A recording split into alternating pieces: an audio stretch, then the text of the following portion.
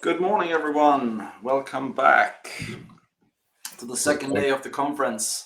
This is the third edition of Dev Days Europe. Yay! So I hope you had a super interesting day yesterday. I know I did. I gained so much stuff to try out when I get back to, well, not the office, but to work. My name is Andreas Cederström, and I'm a software developer consultant, Factor 10 Solutions in Sweden. It is my pleasure to be a host of such a high-level conference. I believe this conference is amazing because of its great mix of content. Yesterday, I went from learning about building my own Java debugger to how we can optimize agile teams. The diversity and knowledge depth is just magnificent. Today, we are live streaming to more than 35 different countries. For that, I would like to thank every one of you for joining. To make this virtual conference happen, we are using this advanced event platform, which allows us to live stream sessions, engage with each other through live chat, check schedules, get to know the speakers as well as attendees of the conference. What is more, you can visit our sponsors at their virtual booths and, of course, get help through the help desk if you get lost in this colorful environment. Me and my fellow track hosts this year will do our best to make this experience as enjoyable as possible for you guys. We are in the chat, so if you want to get our attention, you can just ping us there or type your questions to the speakers. Moving forward, I would like to introduce and thank our sponsors for their support and contribution to this conference. We have a couple of sponsors. The gold sponsors are Rocket Software. With more than 70% of the world's IT workload running on legacy platforms, Rocket Software helps companies and public sector organizations innovate using technology and data which they already have, so they can always be ready for what comes next. We have Allegro, which is the most popular shopping platform in Poland and one of the largest e-commerce websites in Europe. Each month, 20 million customers visit the platform, which is equivalent to 80% of all the internet users in Poland. We have TechTree, which is building the first social economic network for devs and their teams. No spam, own what you create, support open source. TechTree is a platform that helps dev and tech people unlock the value of their networks, knowledge and data. Then we have Accenture, which is a leading global professional service company, providing a broad range of services and solutions in strategy, consulting, digital technology, and operations. Our silver sponsors, we have Andela, which is a global hiring marketplace for technologists. Andela focus on creating sustainable careers, connecting technologists with long-term engagement, access to international roles, competitive compensation, and career coaching through the Andela learning community. EPAM, one of the world's largest manufacturers of custom software and consulting providers. They say, we can help you reimagine your business through a digital lens. Oxylabs, which is a market-leading platform, a proxy and a web scraping solution service for large-scale public data gathering driven by high business standards and innovations.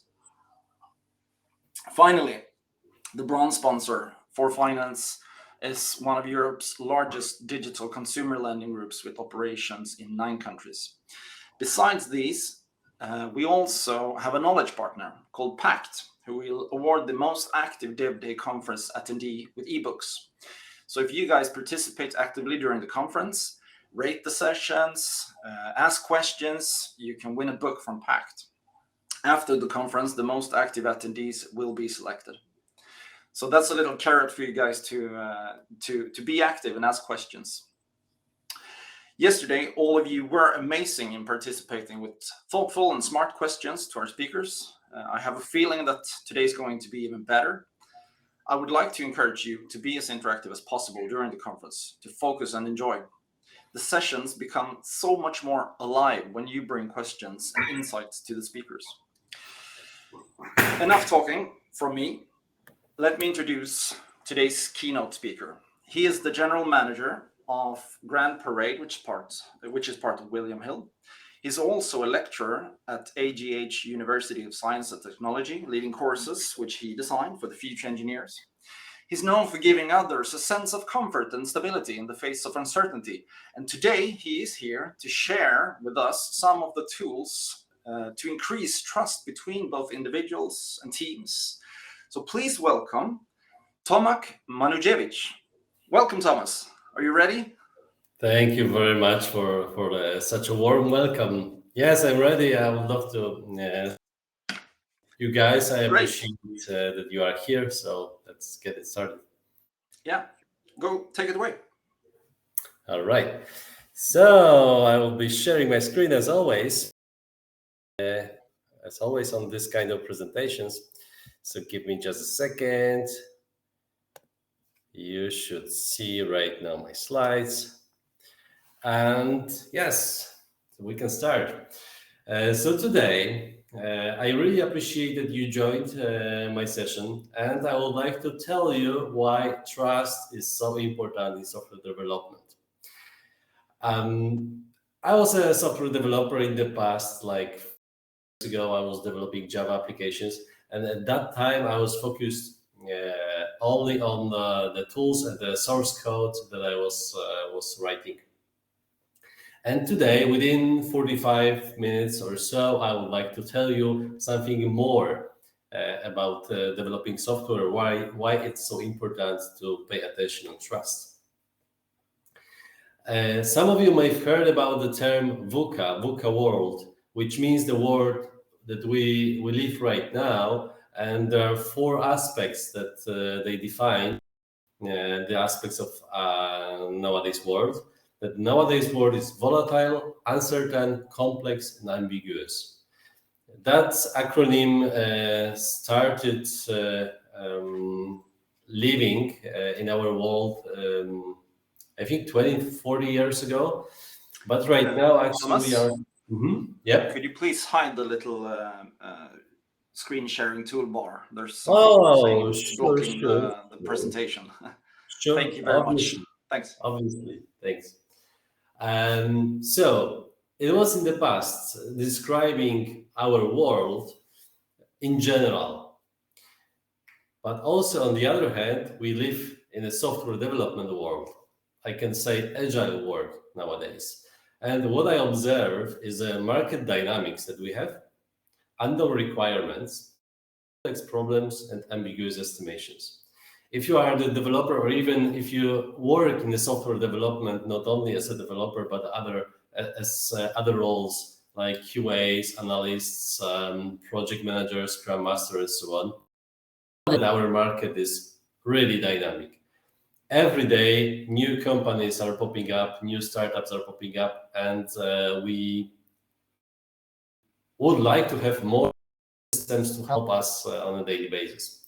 On the other hand, when you go to the client and ask about requirements, sometimes they don't know, right? They have a feeling what they would like to have at the end, but they don't know exact requirements. So usually, development teams is the one who try to find solutions for the client, and that's okay. That's totally fine. We just need to understand that. When it comes to complex problems, obviously, we are engineers. We work in IT to solve complex problems. So this is our world, and we love it, I guess. And ambiguous estimations. Do you know this question? All right, that's fine. That's nice feature, but how much does it cost? How much time do you need to develop it? And it's hard to give an answer for that. You know that we have all the techniques like planning poker and so on to give this answer, but this is the most difficult, I think, question that business can ask technical guys. So comparing those two worlds, we have VUCA world, which is unpredictable and complex and ambiguous. And on the other hand, this is acronym that I came up with, is MUCA. So this is agile software development complex world. And this, for me, at least, this MUCA aspects can be answered by certain techniques in software development. Certain techniques like agile. And I guess you know all those four sentences. I will be not reading it for you today. But definitely what I would like to tell you, today we are talking about trust. And when you look on those 4 sentences that Agile introduced more than 20 years ago, the first one is about interactions between individuals. So in order to interact between the client and the software development team, or inside the software development team, we need to trust each other, right? To interact. We need to feel comfortable with each other. Hello. No. Please reshare your slides and refresh your browser maybe. And if that does not work, because we cannot see the slides completely, you can also turn off your camera. I stop shared. I'm sharing again. Entire screen. And now you should see it. Can you see it? Hello, hello. I guess you can see it. Let me know if you can't. Can you hear me, Thomas? Yeah, I can hear you. Yeah, we can see the slides. I guess this is better. So. All right. Perfect. All right. Okay. So once you see the slide right now, I hope that everything will be fine by end of this session.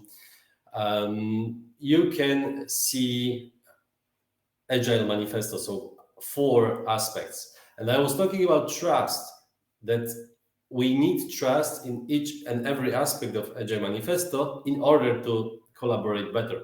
So when we have individuals and interaction between each other, we need trust interactions. Customer collaboration.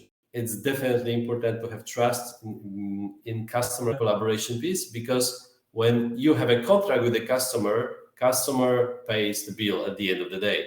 So they need to trust you that they will pay you and you will deliver what they are looking for. Responding to a change, definitely our world, as I mentioned, and our software development work is changing rapidly. So to respond to that change and to convince the client that maybe he or she doesn't have the best idea because conditions have been changed already, they need to trust us as a developers that we will take care of that. And obviously, thanks to all of that, we produce working. I'm sorry, Thomas, to interrupt you again. Could you please just stop sharing and start the screen sharing again, because we're having some split screen issues for some of the attendees. Okay, what I can say, what I can do, I can share my presentation that I uploaded. Maybe that will be better. Just try to see if this is better. Is that better? A slight delay. I can see your presentation just fine, but I guess some of the attendees is having issues seeing the entire slides. Because there's a delay for them to see it. Okay.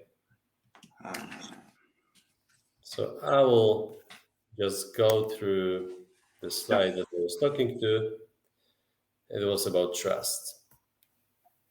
Okay, so once we are giving some time for a delay, I just wanted to tell you that all this agile piece is about actually building trust between each other.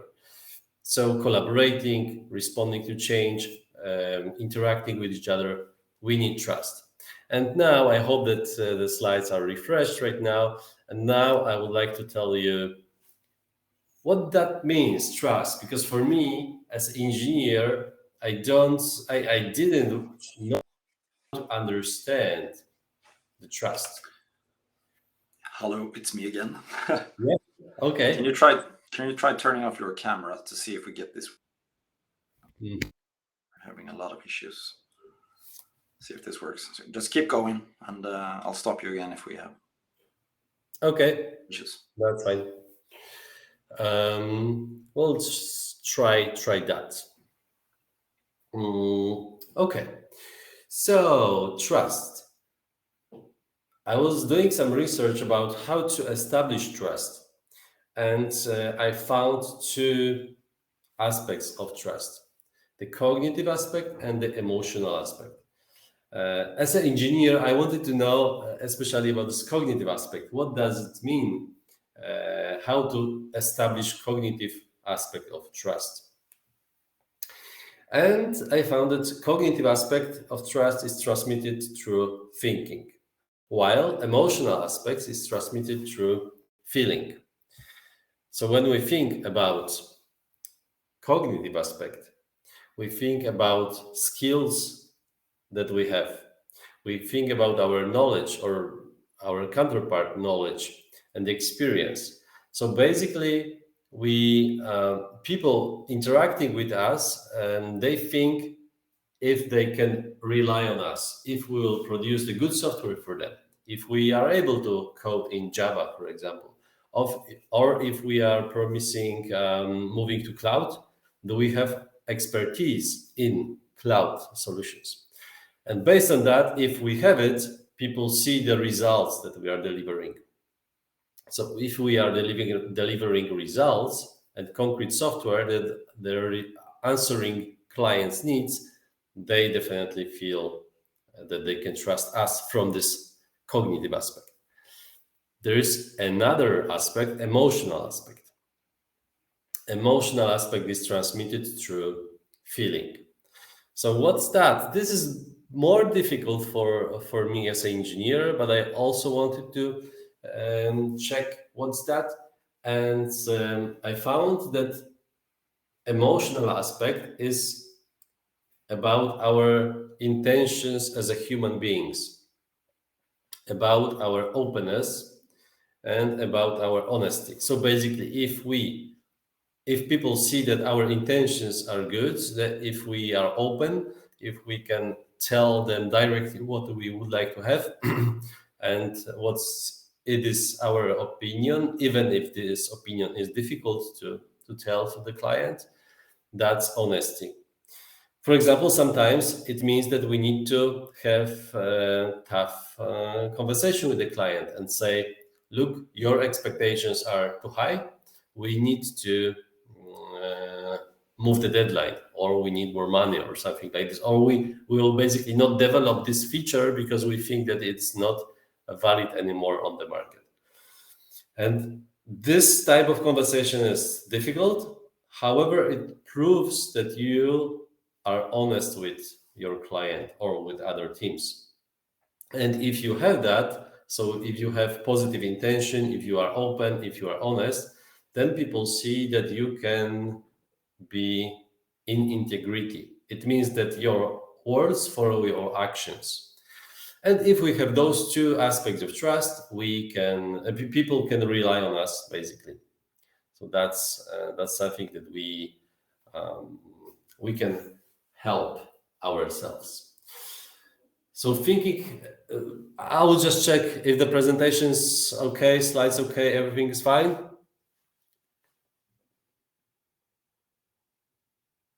Yes. Perfect. Looks good. We have no issues. So just keep the camera off and keep on going. All right, perfect. So when it comes to cognitive intelligence, so this cognitive aspect of trust, how does it look like? So basically, we have some analysis that we are doing on a daily basis. We have some logic inside of our applications and also in our minds. We use language like obviously Java language or other languages, programming languages, but we also have languages which are dedicated to our industry. Like, for example, agile language, we talk about retrospective, we talk about planning, we have some roles like Scrum Master. People outside of our industry, even our clients, they may not understand that. Also, when we talk about DevOps, that's interesting that even inside the organization, people don't know sometimes what the DevOps is. So we have specific language and we have data that we can analyze. So all those four sources can provide us this cognitive aspect that we can build between each other when it comes to trust.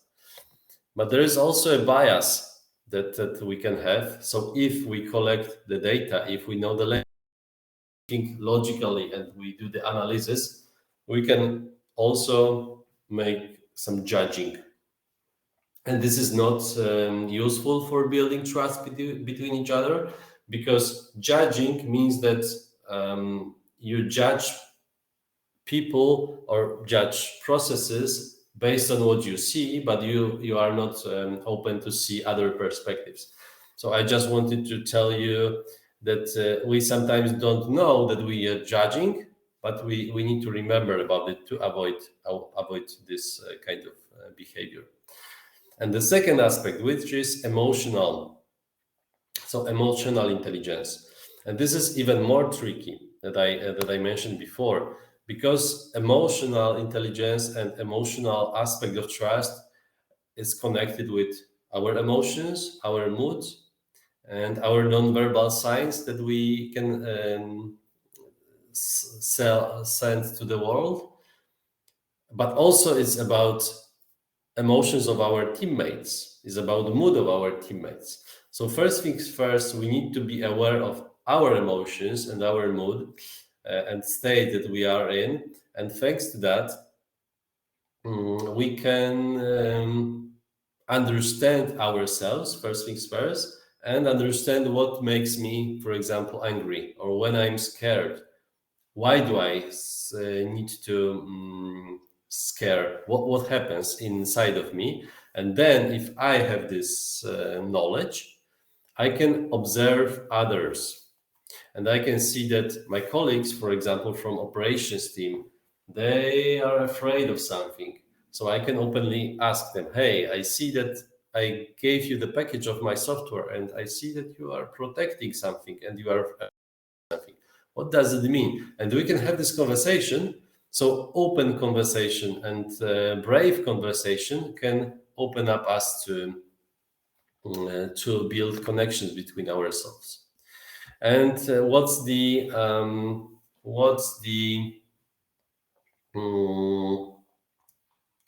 bias here? The bias is lack of awareness. So if we don't understand emotions that are in us, we will not also understand emotions that are in other people. And for example, when we work between development and operations, that's how the trusts can be broken, because we will see that operations guys, they don't want to help us, but we will not understand why. And maybe they don't want to help us because they are afraid of new language that we used, and they don't know it yet. So this is something that if we are aware of our emotions or emotions of our people, we definitely can establish the trust, and that's the way how to break down the silos. So I remember that in many organizations that I was working previously, there were silos, and there were a lot of conversation. Okay, how to break those silos? What we can do to break the silos? We even discussed the DevOps ecosystem that you can use. You can see here.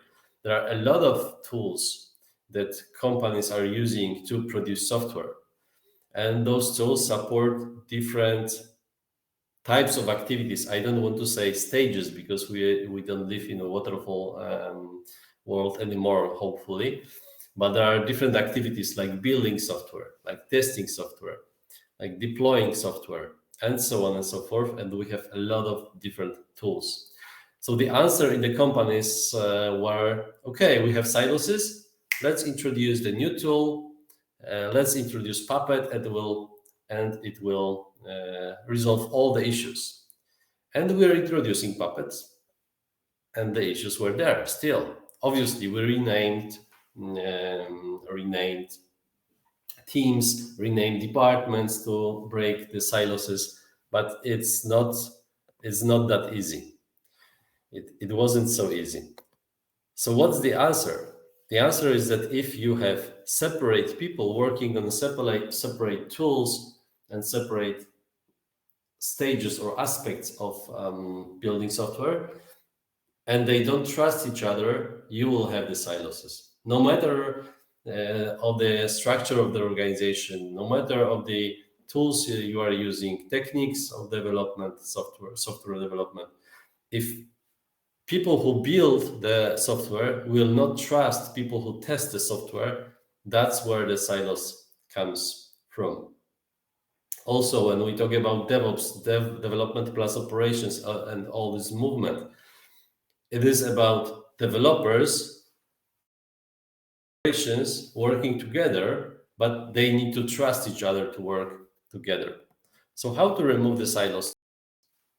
Again, to build trust, to think about this cognitive aspect of trust, that developers can see that operations guys can do their work as well, so can develop in such language, and vice versa, that operations guys can see that those guys from development teams, they are actually good with operation stuff as well.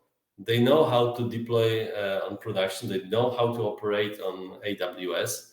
They know this stuff, and then can trust each other from the cognitive aspect. From the emotional aspect that I mentioned, they need to open up to each other and show up to see, for other people to see that they would like to cooperate. So when we have those trust established, then we have people with different roles, obviously, with different flavors of those roles, people that are using different tools and techniques in the development process, but they have the same goal, to develop software to the client. And they have the same mission, to deliver the software for certain business areas. So once the goal is the same and the mission is the same and relationship are being built with trust, then we can talk about successful teams and successful removals of silos. And then once we have that, stack can be easily used by each and every individual teams. We can exchange the knowledge between ourselves in order, for example, to set up the monitor of the application or to maintain this on production.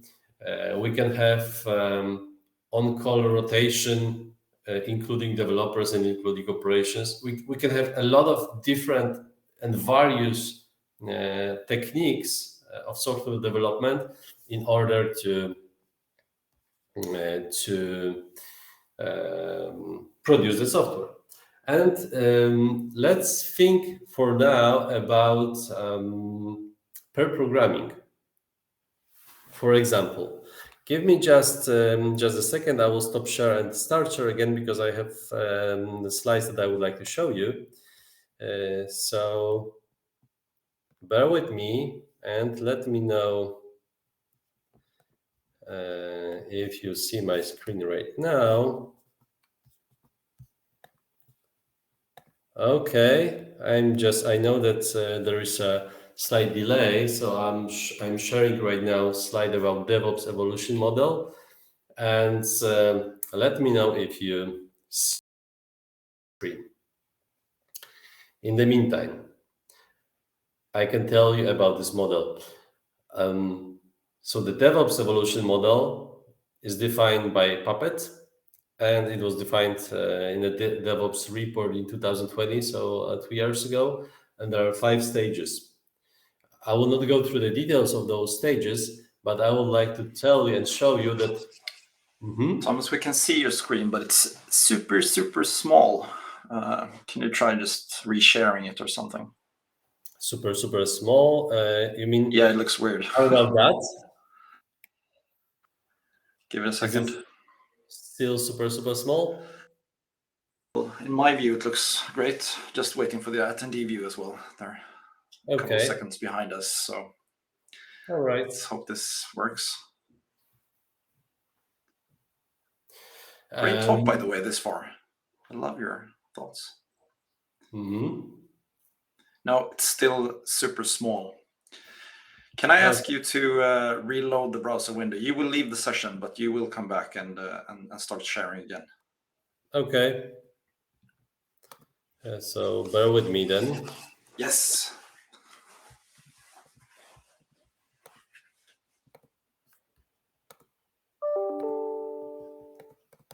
So let's hope this works.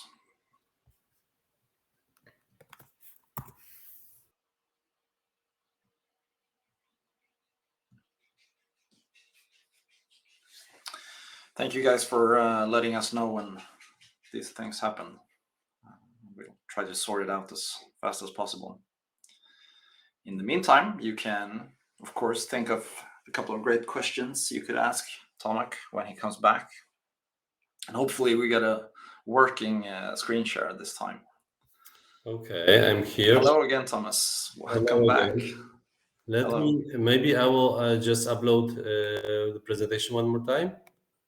Okay. Can I do it here?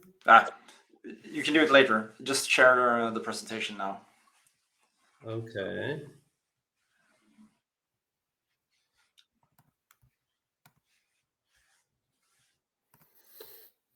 Okay. Right.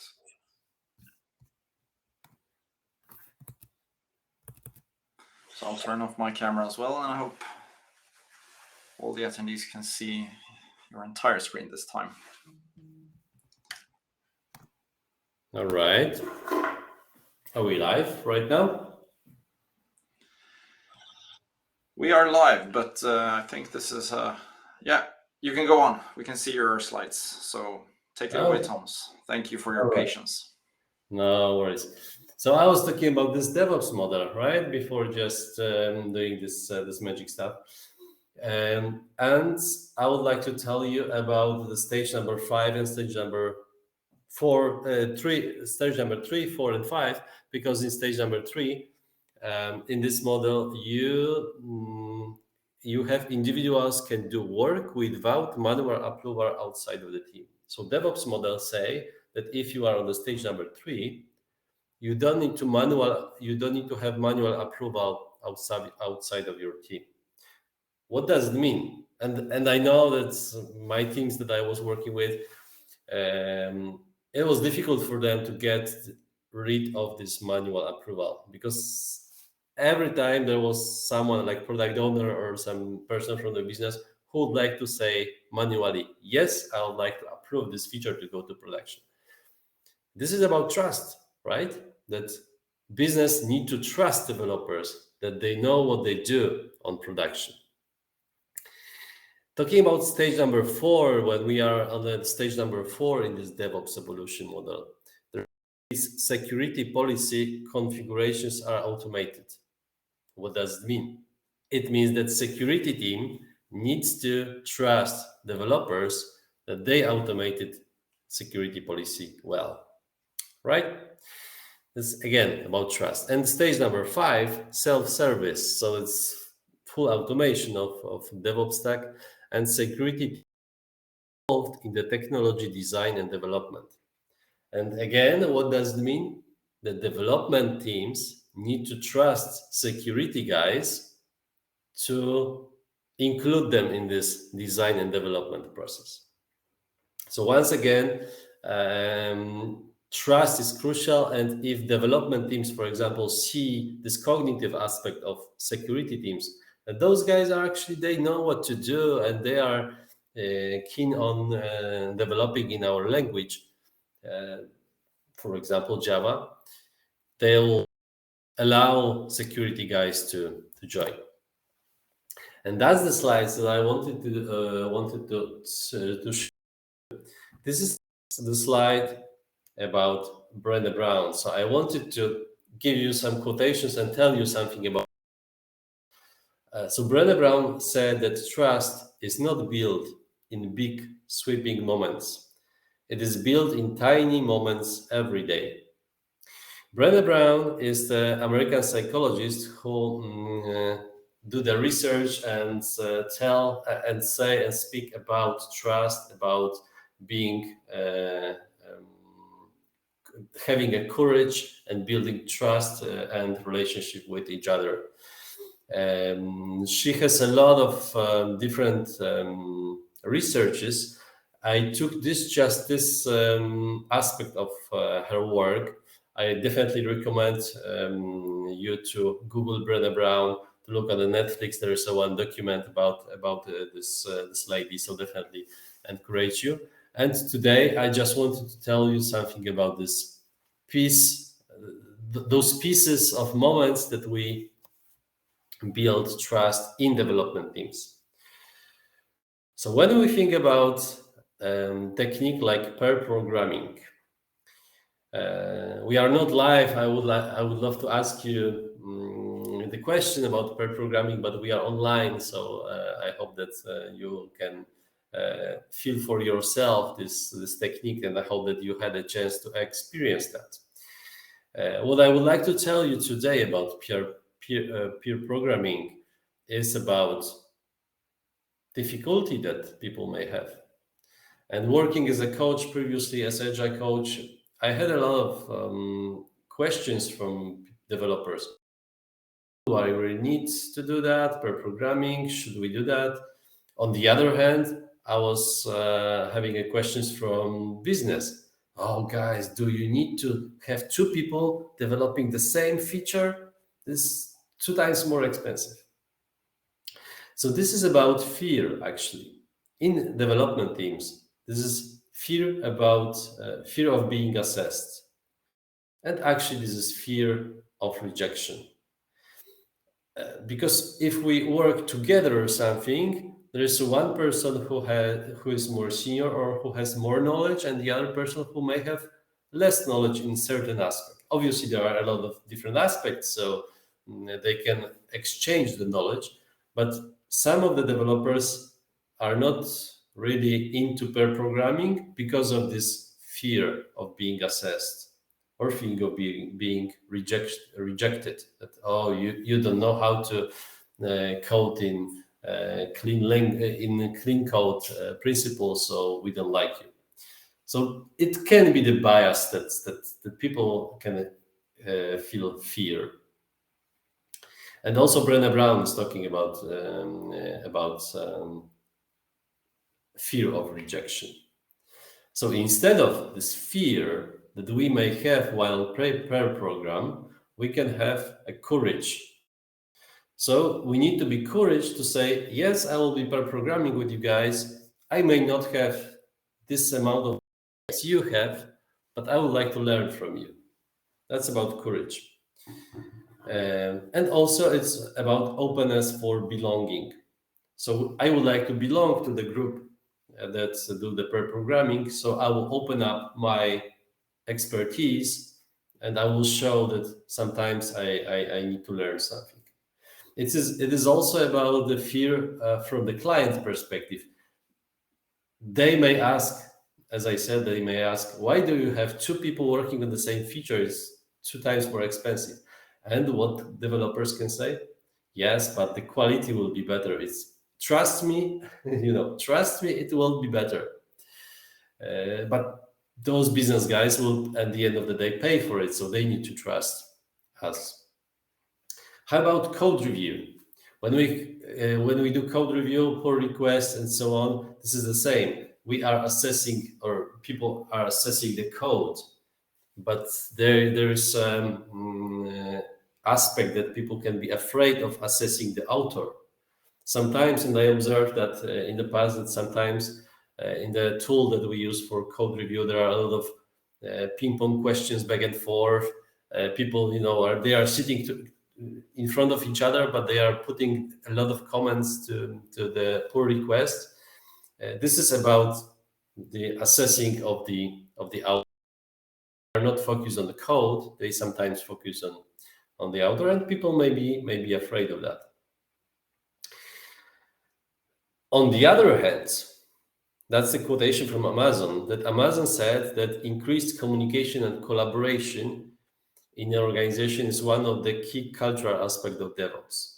So how to collaborate and communicate between each other while we are doing peer review or code review or peer programming. This is definitely the aspect of trust. If we trust our colleagues, we will trust and we'll be open to collaborate with them during pair programming. We'll be open to collaborate with them during planning sessions or even retrospective sessions. This is definitely important. So if we have this pair programming and we have code review, we can have productive work. That's something that we all strive for, to have productive and meaningful work. And I would like to add also one aspect, that productive is not everything. We need creative work as well. And then our work can be effective. So when we are productive, we can product the best code ever, the most clean code ever, without no issues, no bugs in production. But the question is if our solution will be so creative to than our competitors. And again, the quotation from Brené Brown, she defines something like vulnerability. I will tell in a second what that is. But I would like to tell you that based on her research, she said that vulnerability is the birthplace of innovation, creativity, and change. So in order we would like to be creative, we need to be vulnerable. And vulnerable, it is so connected with trust. You may know this word from our IT industry, and that's the definition that I found on the internet, that vulnerability of our systems is a flaw or weakness in a computer system, which could be exploited to volatilate this system. And even we have some vulnerability engineers in some companies to find the weakness in the system that can be volatile. Now, when we think about human beings, it can be the other way around. So we are just humans. We have the weaknesses, right?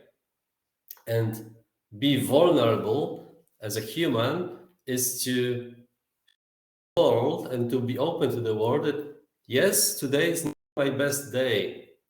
And yes, I have the weakness here and there. Maybe I don't know so good that you, but I'm brave enough to tell you that let's pair program. I don't have this knowledge yet, but I would like to learn. So vulnerability from the perspective that Brené Brown is talking about is our openness to the world. It's art center. It's uncertain. It is risky. It is our emotional exposure to the world. But thanks to that, if we will be open, we can boost our creativity, because we can trust people, we can feel secure, we can feel safe. And if we trust people, then our creativity thrives.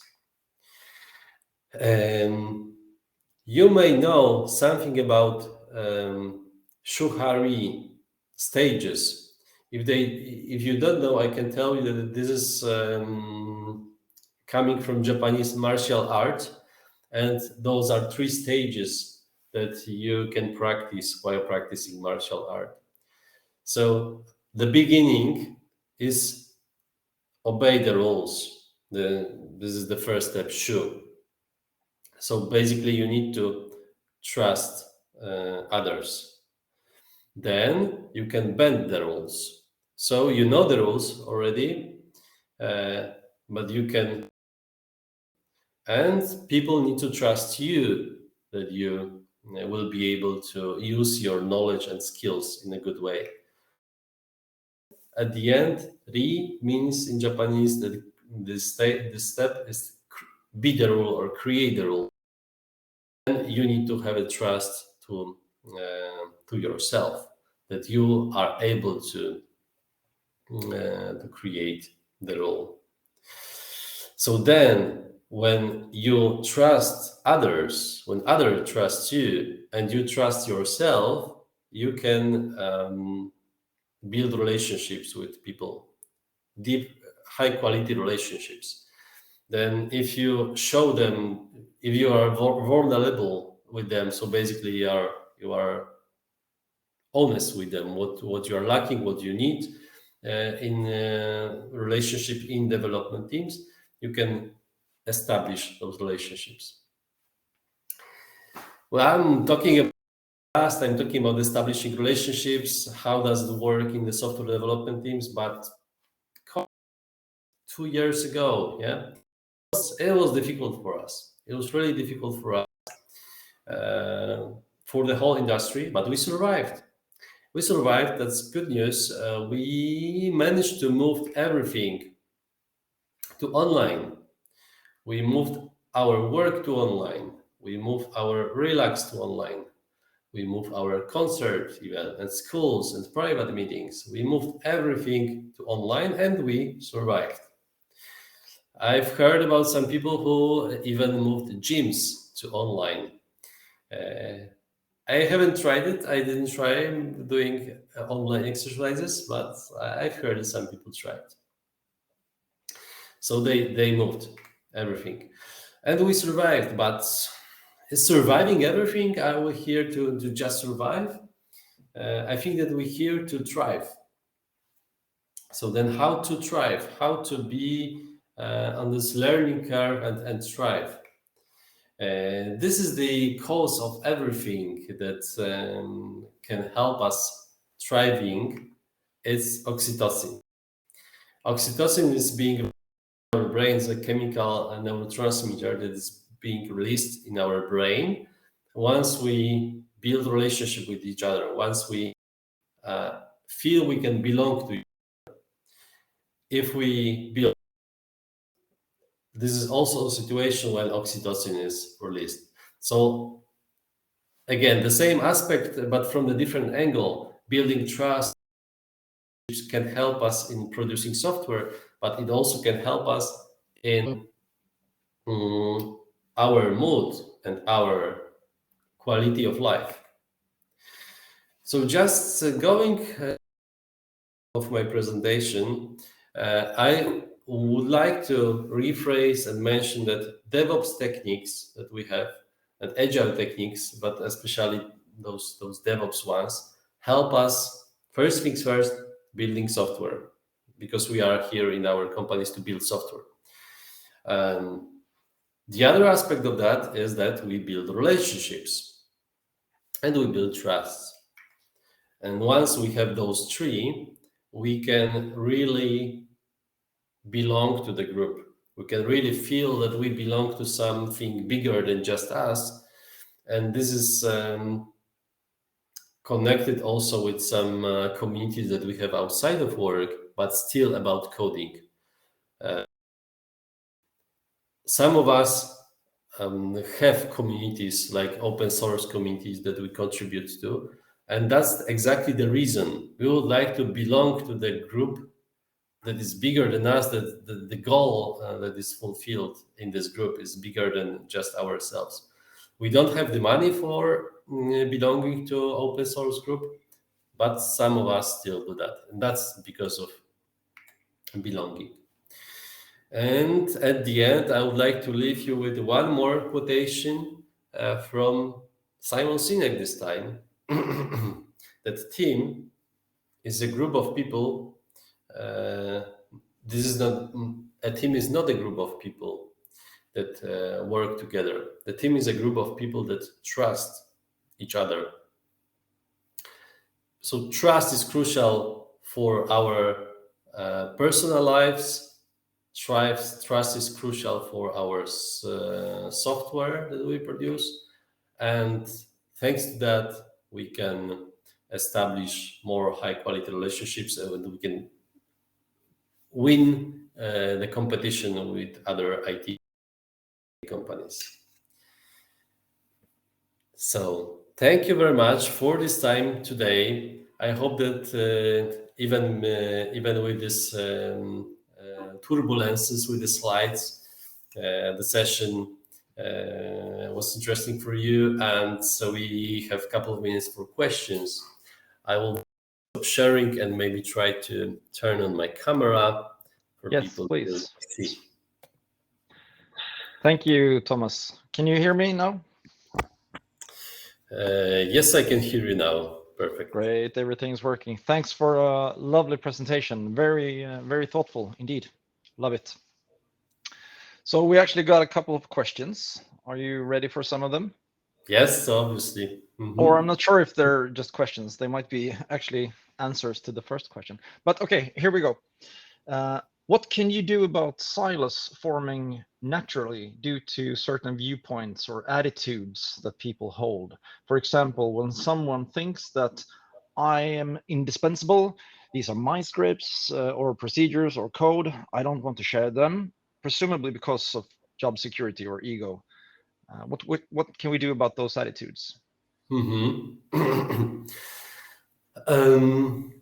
This is definitely connected with the lack of thinking outside of the box. I wouldn't say trust, but thinking outside of the box. So if someone thinks and protects their code or their scripts because they think that that's the best, we need to have the conversation with them more deeper, maybe use agile coaches or some more neutral people to speak with this person. What does it mean that he or she thinks that his script is his own and the best one for this solution? Because besides that, I can guess that there is a fear that someone will maybe write a better script and maybe I will lose my job because the work will be outsourced somewhere else to the other department. So I would advise having deeper conversation and honest conversation with this person and say, hey, I see something is going on here. I see that you protect your script. Name it, that you protect your script or your code. What's the reason? Can we together think about that? This type of activities I would advise. Great answer. We also got a lot of answers from attendees in the Q&A tab. Sorry, guys, I marked some of them answers. So I have a couple of more questions for you, Thomas. What's the best way to gain trust from senior developers while being a junior or mid developer? What's the best way? That you are developing yourself.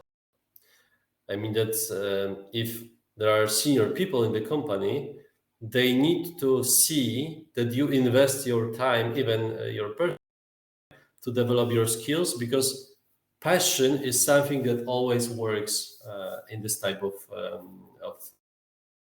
So if senior guys will see, oh, this guy is maybe not so senior, but has a great potential and great passion, trust you. Obviously, this is not only about you, because there can be some senior guys, let's call it, difficult people to work with, because they will think that they are the best ones in the world, they the best code, they develop the best code, and so on. But this is something for, again, external consultant or neutral person, maybe that way, not external, but neutral person, to speak with the senior guy. There's something going on between your seniority and other people. Great. So be open about not knowledgeable then. Great. Exactly. Okay, another question. What should we do if we do not trust our teammates because of, for example, their knowledge? Mm-hmm.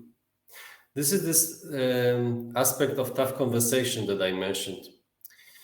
That if you feel you don't trust your teammates because of some reasons, for example, I don't know, because your junior developer is still junior, his or she is within the company, I don't know, 5 years and still has a junior knowledge, you can openly tell them, hey, in order to work with you, I need to understand how you gain the knowledge, how you learn. Can you tell me your techniques, how you would like to develop your skill set? And maybe to challenge this person and say, hey, look, that's difficult for me to tell you, but I see that your knowledge hasn't been progressed since 2 years. What can we do about that? Because I'm worried about the team.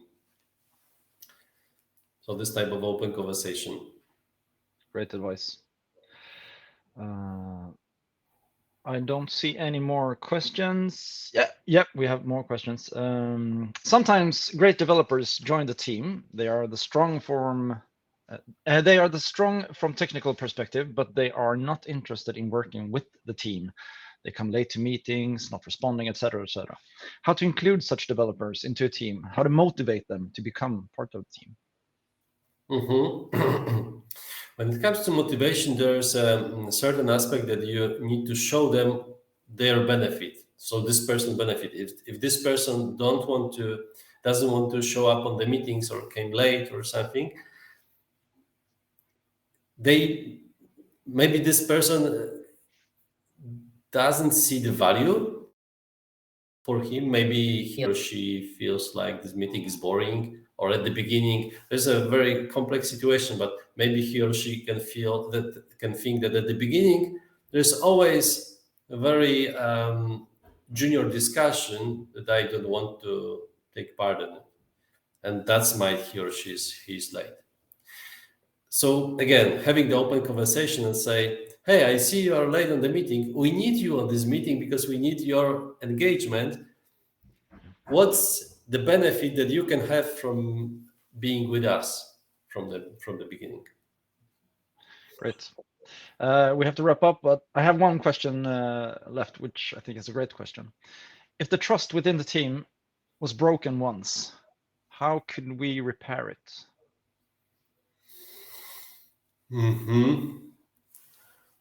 It depends. Yeah. This is not an easy one. It depends what was the cause of breaking the trust. If the trust was broken externally, that's easier because you can explain the situation. But if the trust was broken internally in the team, first things first, I would advise to find out what happened. So to have the team on the retrospective and say, hey guys, I see that something is different than previously, that 1 year ago. And I would like to talk with you. I would like to discuss with you what has been changed. So give people chance to catalyze and to open up what are the reasons, what is the elephant in the room, basically. And then if we see the elephant, that's half of success, because then we can have the conversation. Okay, so what we would like to do with this elephant? What we would like to do with this challenge? We need to either remove it or accept it in order to progress further. Great. Thank you very much. We actually got a chat message that somebody thinks you look like Chuck Norris. Take that as a compliment.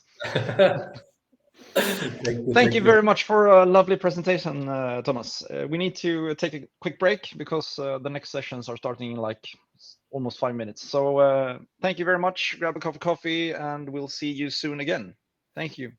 Thank you for the great session and a great morning. Have a nice conversation during the conference. Yes. Cheers. Cheers. Bye. Bye.